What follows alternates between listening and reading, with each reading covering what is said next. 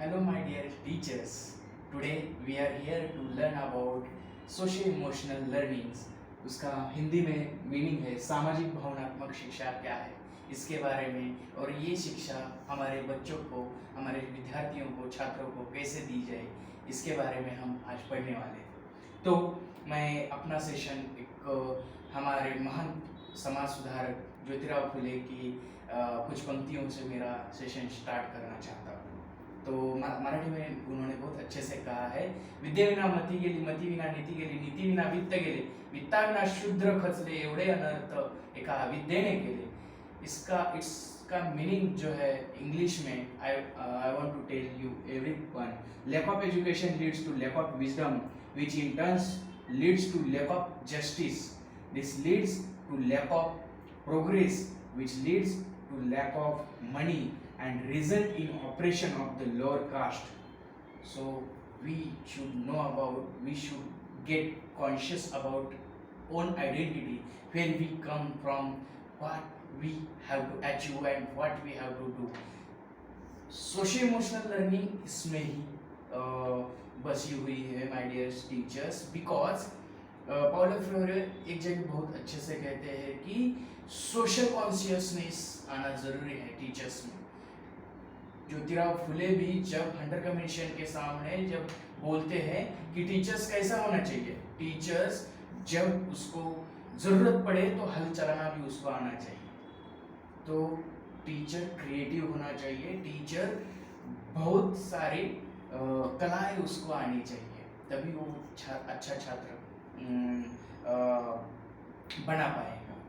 तो आगे चलते हैं, इस सेशन में हम क्या करने वाले, objective of the session, we will be able to learn what is SEL and why SEL is important. Social emotional learning क्यों इम्पोर्टेंट है, सामाजिक भावनात्मक शिक्षा क्यों इम्पोर्टेंट है, क्या है, इसके बारे में हम पढ़ने वाले हैं। और दूसरा हमारा ऑब्जेक्टिव है, we will be able to know what are the different ways to implement social emotional learning in our classroom।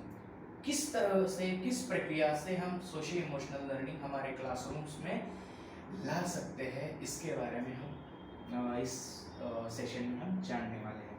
तो आगे चलते हैं, व्हाट एंड व्हाई, ये क्या है सोशल इमोशनल लर्निंग, सामाजिक भावनात्मक शिक्षा क्या है।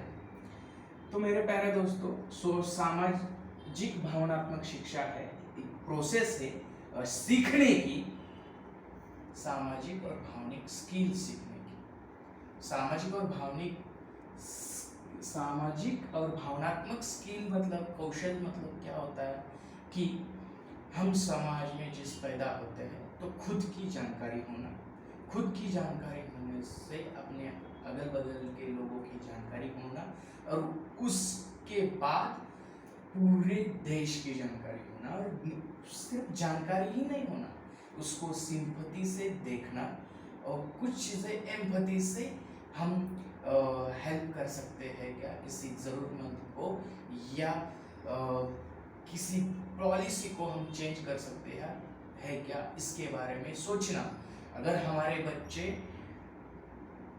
फर्स्ट से, फोर्थ से, फिफ्थ से, सिक्स्थ से, नाइन्थ से, जहाँ पे जिस भी ग्रेड में है, उससे अगर वो इसके बारे में सोचेंगे, खुद के बारे में सोचेंगे, लीडर्स बनने की सोचेंगे, तभी जाके हमारा देश तरक्की की ओर बढ़ेगा।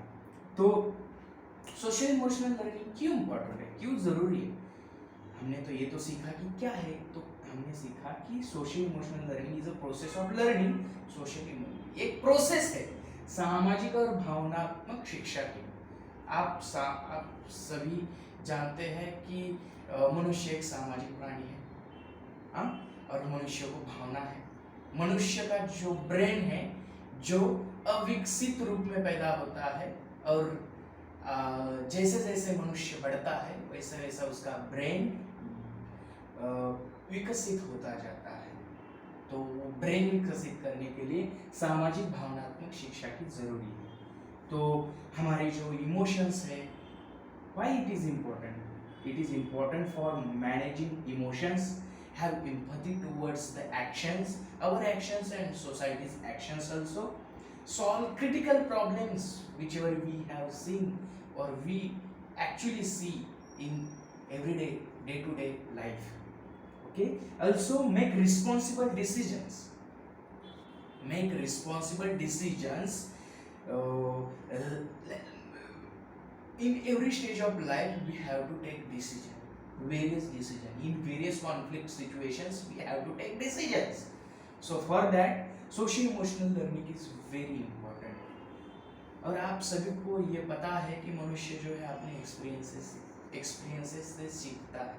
बहुत सारी चीज़ें वो अनुभव करके सीखता है। हमारे एक बहुत अच्छे कवि है, उनका नाम नहीं पता है, वो बोलते हैं कि मैंने सिर्फ देखा तो मुझे कुछ तो समझ में आया, नहीं मैंने उसके बाद मैंने कुछ तो पढ़ा और देखा तो मुझे ज़्यादा समझ में आया, और जब मैंने कृति की और तब मुझे अनुभव आया और उससे मुझे सीखने को मिला। तो आगे बढ़ते हैं कि क्यों इम्पोर्टेंट है social emotional learning. Maintain healthy relationship. हमारे जो सोसाइटी में हमारे मम्मी पापा के साथ हो, फ्रेंड्स के साथ हो, हमारे जहाँ पे वर्क प्लेस पे काम करते हो, स्कूल में जब आते हैं, दो बच्चों के एक दूसरे के साथ जो रिलेशनशिप्स होते हो अच्छे कैसे हो, इसके लिए सोशल इमोशनल लर्निंग बहुत बहुत इम्पोर्टेंट है।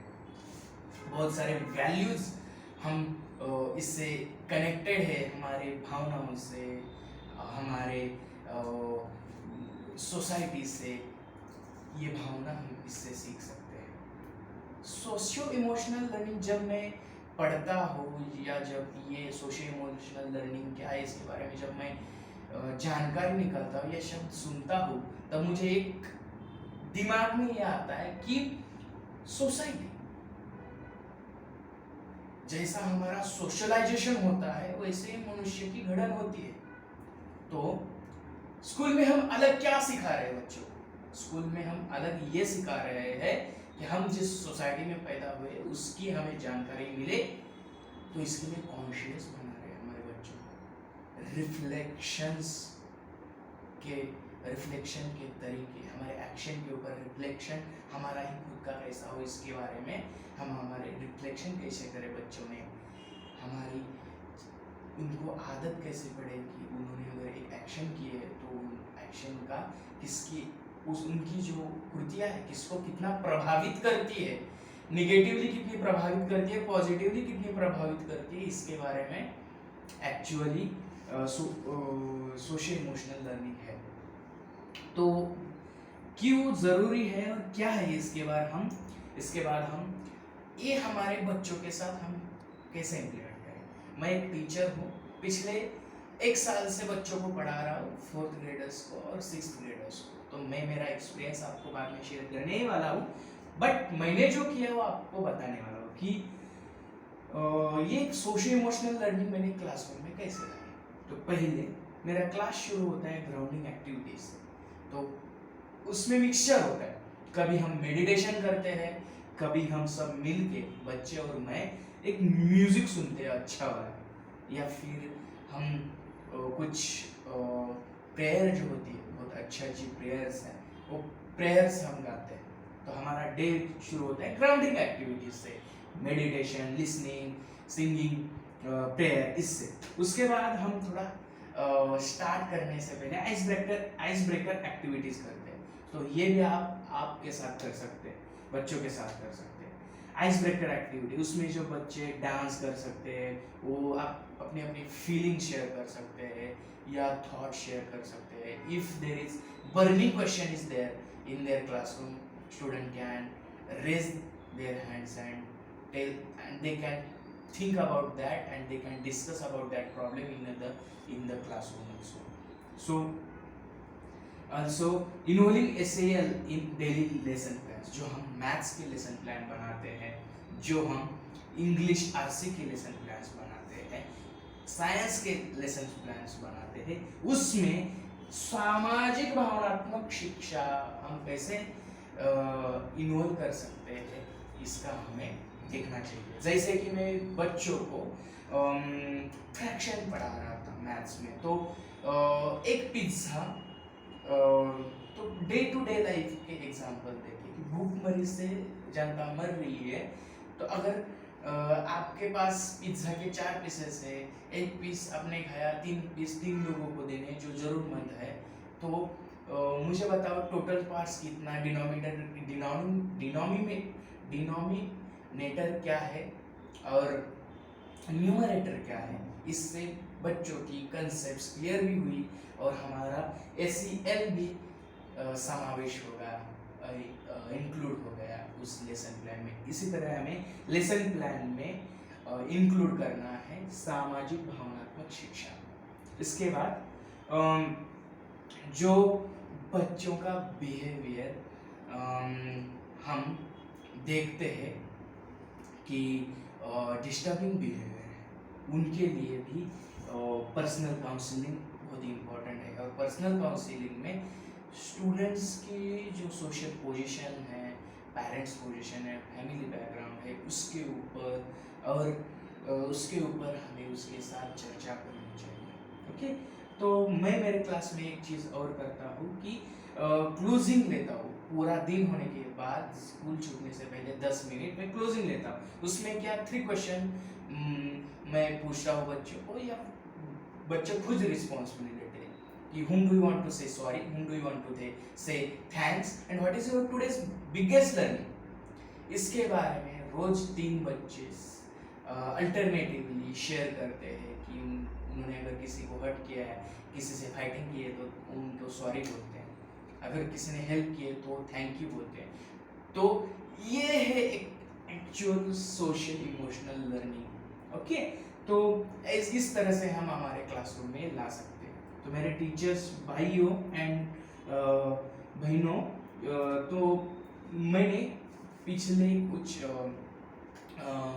4 महीनों में एक प्रयोग किया था कि एक्सीलेंस गेम, उसके जो गेम्स के स्टेप्स हैं मैं आपको शेयर करूंगा, उसके PDFs डिस्क्रिप्शन में भी डालूंगा इस वीडियो के, कि कुछ गेम्स हैं जो बच्चों के फोकस के लिए बनाए गए हैं, जो मैंने बहुत सारे इधर उधर से इकट्ठा किए हैं, टीचर्स से सीखे हैं।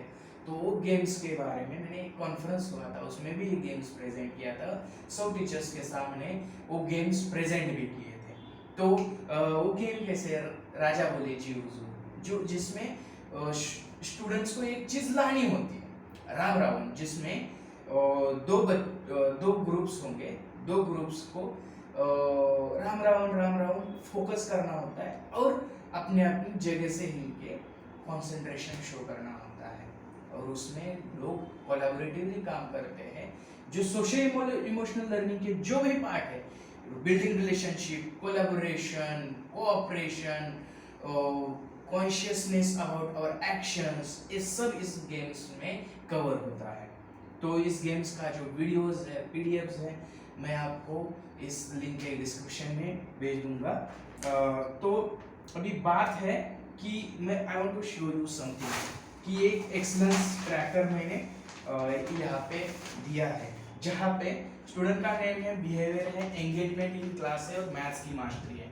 तो मैंने ये गेम्स खेलने के बाद बच्चों में क्या सुधार है, जैसा मैं एक एग्जांपल देना चाहता हूँ कि रिया नाम की होशियार बच्ची है, उसका बिहेवियर कुछ अच्छा नहीं था, बट नवंबर से फरवरी तक जब मैंने इंटरव्यू किए ये गेम्स, तो उसका जो रिलेशनशिप्स है अदर उसके फ्रेंड्स के साथ वो अच्छे से बढ़ा। उसके बाद उसकी क्लासरूम में जो एंगेजमेंट है आप देख सकते हो, यहाँ पे 3 से लेकर 5। तो मैंने उनको 1 to 5 के स्केल पे मार्किंग किया है कि 1 मतलब 0 मतलब उनका बिहेवियर कुछ अच्छा नहीं है, एंगेजमेंट भी अच्छी नहीं है, 5 मतलब बहुत अच्छी है। तो you can see the shift in their engagement, behaviour and in math mastery also. I teach them math, so you can see the engagement here. Okay, I will share the PPT and PDF to you. You can see everything in there. My dear teacher, मुझे last में यही बोलना है कि जिन महात्माओं ने या फिर हम खुद ने जिस परिस्थितियों से हम आए हैं, उससे बहुत कुछ हमने सीखा है, सीखते रहेंगे और हमारे बच्चों को बढ़ाएंगे। ये जो हमारे बच्चे हैं, हमारे छात्र हैं, ये हमारी देश की आशा है। तो चलो मिलके उनके लिए कुछ करते हैं। धन्यवाद।